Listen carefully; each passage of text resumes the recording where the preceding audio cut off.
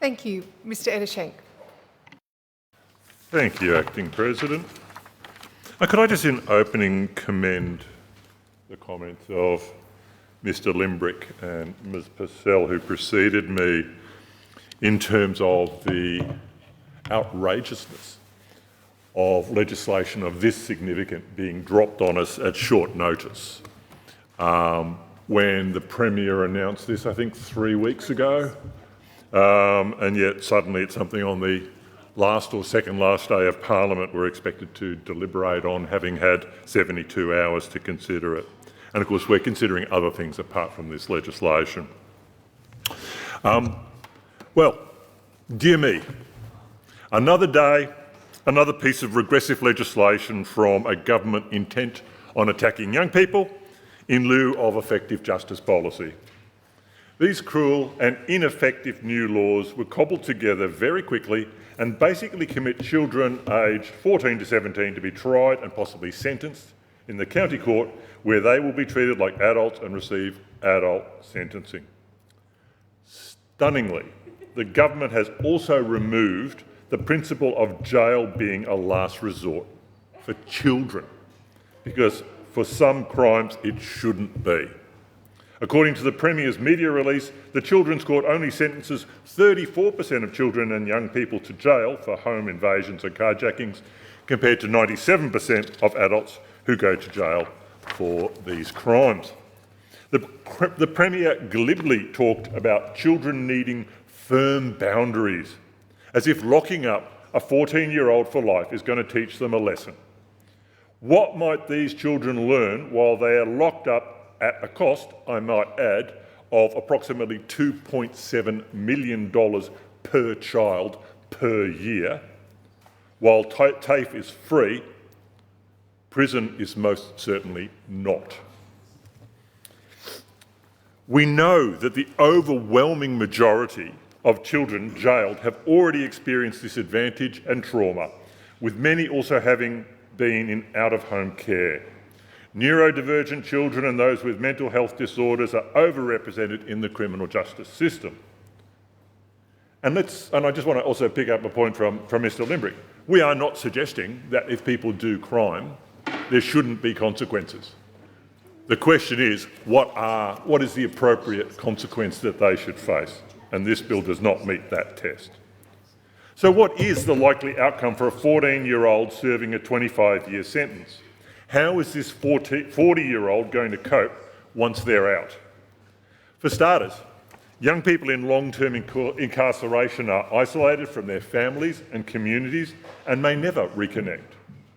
They are less likely to complete any sort of education, find stable housing, maintain employment, or live independently. They will struggle to form healthy relationships and are far more likely to struggle with mental health and addiction. And all of these factors are closely linked to recidivism. We already know that our youth facilities and remand centres are filled to the brim.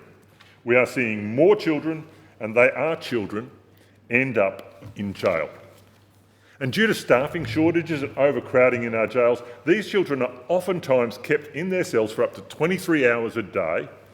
They get to walk around shackled for 1 hour in the yard for some exercise. And what? We expect these kids to rehabilitate and reintegrate into society? Is that really what is imagined by this government as an outcome of this legislation? Seriously, do we really need to explain why a young offender should be treated differently to an adult? Do we really need to explain why locking up children is unjustified and immoral? Children are immature and prone to ill-considered or rash decisions. They lack the insight, judgment and self-control of an adult.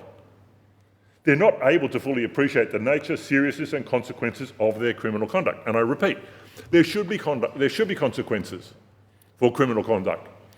But life sentences? Children have a much better chance of being rehabilitated, and that should be the principal aim of our youth justice system. But jail is far more likely to hamper than improve a child's prospects of rehabilitation. The targets of this legislation are kids who have already been over-policed, traumatised and unfairly targeted for most of their lives. Indigenous kids, out-of-home care kids, kids living with disability, kids experiencing homelessness or family violence, kids who have been failed by successive governments from a very young age. So the government has basically given up on these young people. Lock them up. It really calls into question the government's commitment to treaty as well. Because as this government well knows, Aboriginal and other children from marginalised backgrounds will be the most impacted by these punitive and harmful laws. To quote Nerita Waite, the CEO of the Victorian Aboriginal Legal Service, it is not possible for the Allen government to profess a commitment to treaty and self-determination while at the same time causing irreparable damage to the future leaders of our communities. At the same time, the government is spruiking its plans to establish a violence reduction unit based on the groundbreaking Scottish Violence Reduction Unit. And over 20 years, that program has seen Scotland go from being the youth crime capital of Western Europe to seeing a 75% decrease in youth crime, and they didn't get it through locking up children. But we don't have time for long-term evidence-based initiatives to tackle generational problems, do we? There's an election on next year. Oh, and while we're at it, let's cut all those programs that mitigate the root cause of youth crime, disadvantage, trauma and family violence, even though they are far, far, far cheaper and far, far, far more effective. The government is sacrificing a generation of young people as political collateral, all for the sake of burnishing its tough-on-crime credentials in time for the next election. It's a spectacularly cynical move from a government who should know better, and in fact does know better, but doesn't care. Acting President, the laws breach protected children's rights under the UN Convention of the Rights of the Child, which requires children to be treated by the courts in a way that is appropriate for their age. The Attorney-General in the other place has already admitted that the bill is incompatible with our Charter of Human Rights. And yet the government is going ahead and pushing this through. Push it through. You know it doesn't comply with our own charter, and you're going to push it through. The amendments also may breach Section 10 of the Racial Discrimination Act due to their disproportionate impact on minorities, including First Nations people. So it will be interesting to see how these laws hold up in the Supreme Court going forward, but in the interim, push it through. Push them into jail. That's what this is about. This is the theatre. It seems to go without saying these days that the government did not bother to consult on the drafting of this bill. No consultation with the Aboriginal community or the legal, community or youth justice sectors. Apparently, the Premier has been listening to victims of crime, or maybe she's just been listening to her campaign advisors.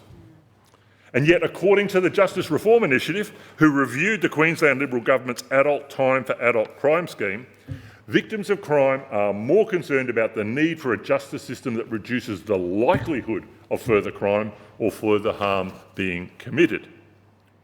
Indeed, a victim of sexual violence made a moving plea for investment in evidence-based and community-led programs to prevent future offending.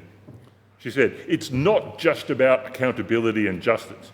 It's also about putting evidence-based policies in place for community-led diversion programs that stop this before it starts. It's about justice programs that include historic injustice, and it's about seriously tackling the societal issues that lead to people's offences.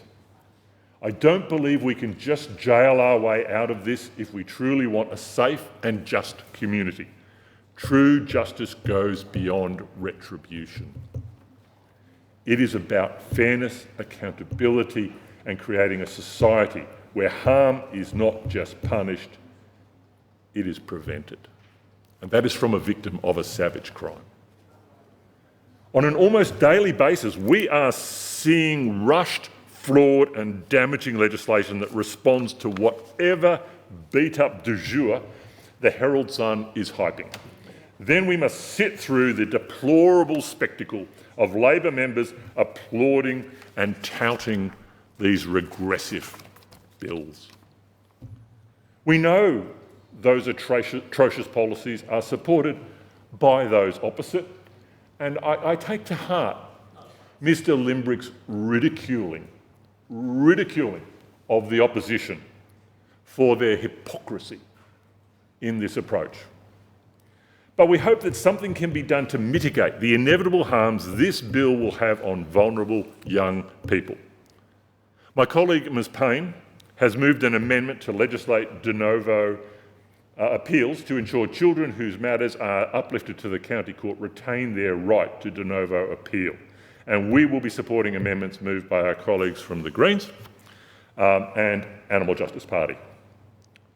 This is a desperate government enacting performative cruelty on its young citizens.